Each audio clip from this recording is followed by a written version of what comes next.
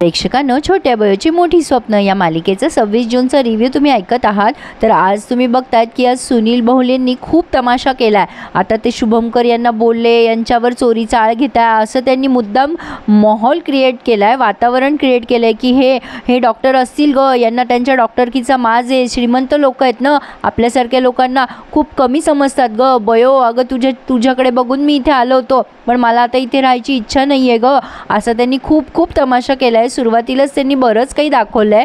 रमाकांत, गौतमी, घरातले सगळे मेंबर तिथे हजर आहेत। आता सगळेच जण एक एक करून आलेत आणि त्याचा तमाशा ऐकून गौतमीला फार कंटाळा आलाय।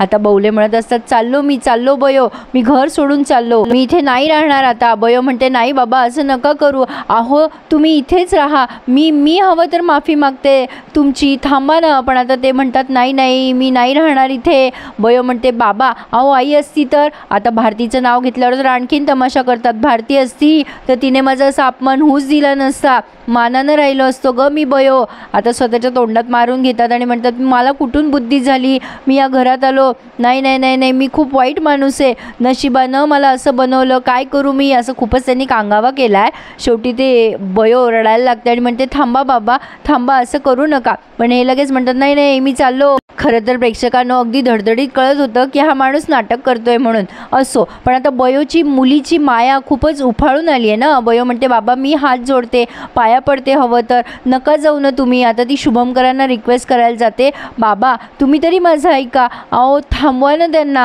ते आजारी आहेत, कुठे जातील ते या परिस्थितीत। आता शुभंकरांना खूप कसं तरी होतं, ते बयोचा हात धरतात आणि म्हणतात, बयो तू नको ग अशी माफी मागू। आता सुमनला पण कसं तरी होतंय, आता ते त्या बहुलेला म्हणतात, थांबा तुम्ही जाऊ नका।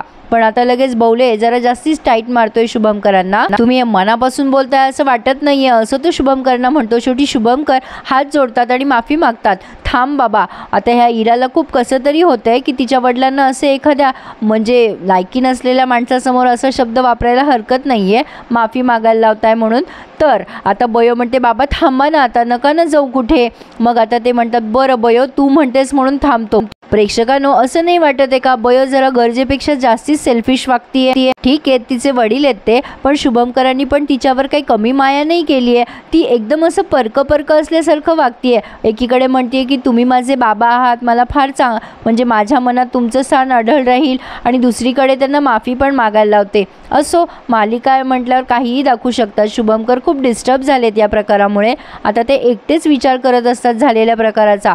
मग आता ही सुमन येते आणि म्हणते, दादा अरे काय विचार करतोयस एवढा, तू त्या सुनीलला कशाला थांबवलं, तो जात होता घरातून तर जाऊ द्यायचं असतं ना त्याला। शुभंकर म्हणतात, नाही ग सुमन, अगं तो नाटक करत होता, आणि जर तो गेला असता तर बयो पण त्याच्या मागे गेलीच असती ना, त्यामुळे नाईलाजाच तो मी माफी मागितली। आता नेमकी बयो तिथे येते। शुभंकरांना वाटतं की बयोने सगळं काही ऐकलंय, पण आता बयो म्हणते, बाबा मला कळतंय तुम्हाला या सगळ्या गोष्टींचा खूप त्रास होतोय आणि तुम्ही त्यांच्याशी असे वाईट वागणार नाही, मला या गोष्टीचा पूर्ण विश्वास आहे। पण बाबा ते एवढे दिवस एकटे होते ना, त्यांना त्यांच्या एकटेपणामुळे असं वाटू शकतं, गैरसमज होऊ शकतो, बाबा तुम्ही समजून घ्या ना त्यांना। आता शुभंकर म्हणतात, काळजी नको करू बयो, मी समजून घेईल। तसंही चांगलं वागायची अपेक्षा आपण बुद्धिमान लोकांकडनंच करतो म्हणा, बयोचं काही चूक नाही आहे तसं बघितलं तर।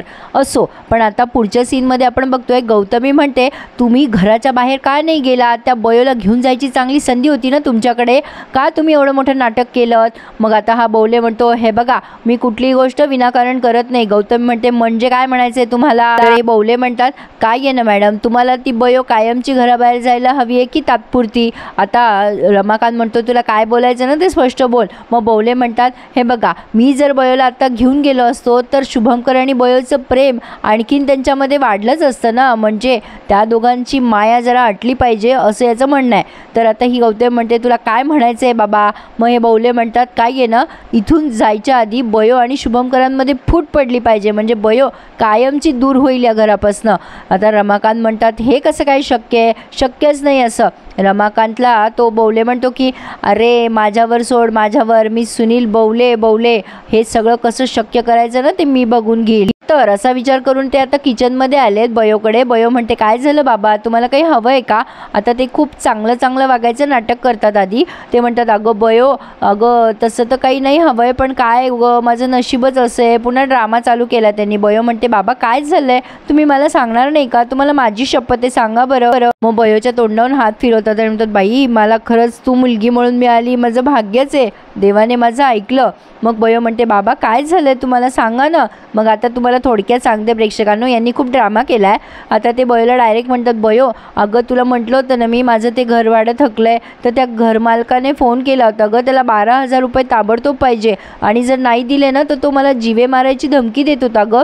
तो म्हणत होता मला ठार मारेल म्हणून, पण तू देऊ शकतेस का? नाही म्हणजे खरं तर माझे दुर्दैव आहे, मला तुझ्यासमोर असं हात पसरावं लागतं आहे, राहू दे तुझ्याकडे नसतील तर. बयो म्हणते बाबा 12,000 रुपये. आता ते म्हणतात नाही राहू दे तसं, मी फेडीन अगं, मी कुठेतरी काम शोधीन, हळूहळू करून फेडीन मी त्यांचे पैसे. मी पण काय तुझ्याकडे अपेक्षा करतोय, म्हणजे माझं ओझं तुला कशाला ना. म्हणजे एकीकडे तिला पैसे पण मागतायत आणि एकीकडे असं खूप सिंपती आहे असं पण दाखवतात. मग बयो त्यांना म्हणते बाबा तुम्ही नका काळजी करू, मी फेडीन पैसे, हां तुम्ही नका टेन्शन घेऊ. तुम्ही टेन्शन घेतलं ना तर तुमचं BP वाढेल. पण आपण पोलीस कंप्लेंट करूया का, ते तुम्हाला ठार मारायची धमकी देत आहे म्हटलं तर.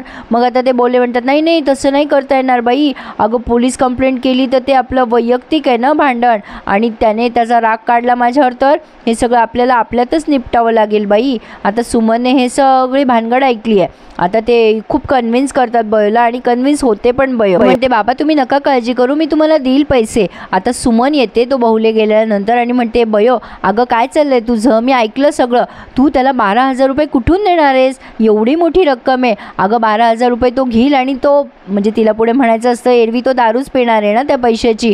बयो म्हणते आत्या जाऊ दे ना, तू कशाला टेन्शन घेते त्याचं, आता लगेच तिच्या कामाला लागते. आता इकडे मात्र हा बहुले आरवच्या खोलीत गेलाय आणि आता आरवचा टॅब तो चोरी करतो. आधी खात्री करून घेतो आजूबाजूला कोणी नाहीये आणि आता तो टॅबलेट त्याने असा त्याच्या शर्टच्या आत लपवलाय. तेवढ्यात आरव येतो तिथे आणि म्हणतो काय हवंय तुम्हाला. आता ते जरा घाबरतायत. आरव म्हणतो काही हवंय का तुम्हाला. मग ते म्हणतात ते अरे ते ना तू इंग्लिश पुस्तक वाचतो की नाही. माझी बयो पण वाचते, मला इंग्लिश पुस्तक बघायचं होतं रे. आरव म्हणतो तुम्हाला आवडतात का इंग्लिश पुस्तकं वाचायला, तुम्हाला येतं वाचता.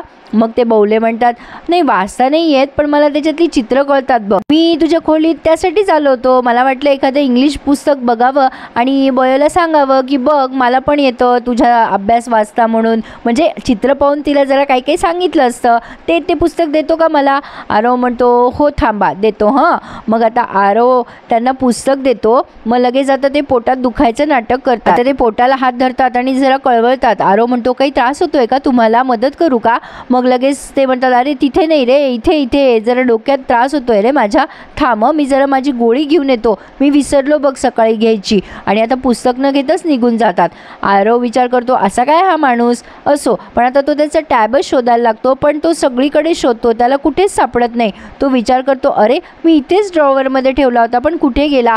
आता अवघडच आहे ना, या आरवला त्याच्यावर आळ पण घेता येणार नाही, कारण तो बयोचा बाबा आहे ना, त्यानं चोरी केली असं कसं म्हणता येईल. यांना बिचाऱ्यांना सगळ्यांना तोंड दाबून मुक्याचा मार सहन करावा लागतोय असं म्हणायला हरकत नाही आहे. आता सुमन म्हणते बोलव ग दादाला, नाश्ता तयार आहे. बयो म्हणते हो बाबांना बोलवते. आता इरा येते तिथे आणि म्हणते काय म्हणालीस. आता बयो म्हणते अगं आपल्या बाबांना बोलवते नाश्त्याला. इरा म्हणते अजिबात नाही, आता याच्या पुढे तू माझ्या बाबाला बाबा म्हणायचं नाहीस. तू जर त्याला बाबा म्हणलीस तर मी त्याला बाबा म्हणणं सोडून देईल, लक्षात ठेव.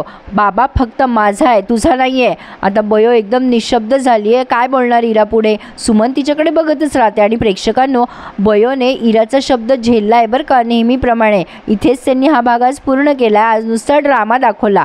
पुढे आपण बघतोय बयो डॉक्टरांना आवाज द्यायचा तर डॉक्टर म्हणते, कारण इराने तिला तसं करायला सांगितलंय की तू आता यापुढे बाबा नाही डॉक्टर म्हणायचं त्यांना. आता शुभंकर म्हणतात तू मला डॉक्टर म्हणालीस बयो. खरं तर प्रेक्षकांनो हे सगळेच कलाकार किती मेहनत घेतात. एवढा छान विषय यांनी निवडलाय. खरं तर कुठल्याच मालिकेचा विषय असा नाहीये. यांनी ना जरा स्टोरीमध्ये दम आणावा म्हणजे मालिका चांगली चालेल. हे सगळं विनाकारण पाल्लाळ वाढत चाललंय. यांना पण बिचाऱ्यांना खूप श्रम करावे लागतात. मालिकेची कथा भारी असली ना तर यांच्याही मेहनतीला फळ मिळेल अशी माझी इच्छा आहे यांच्या सगळ्यांकडेच. असो तर आजचा भाग असा होता. आवडल्यास रिव्ह्यूला लाईक करा आणि चॅनल सबस्क्राईब करा. धन्यवाद.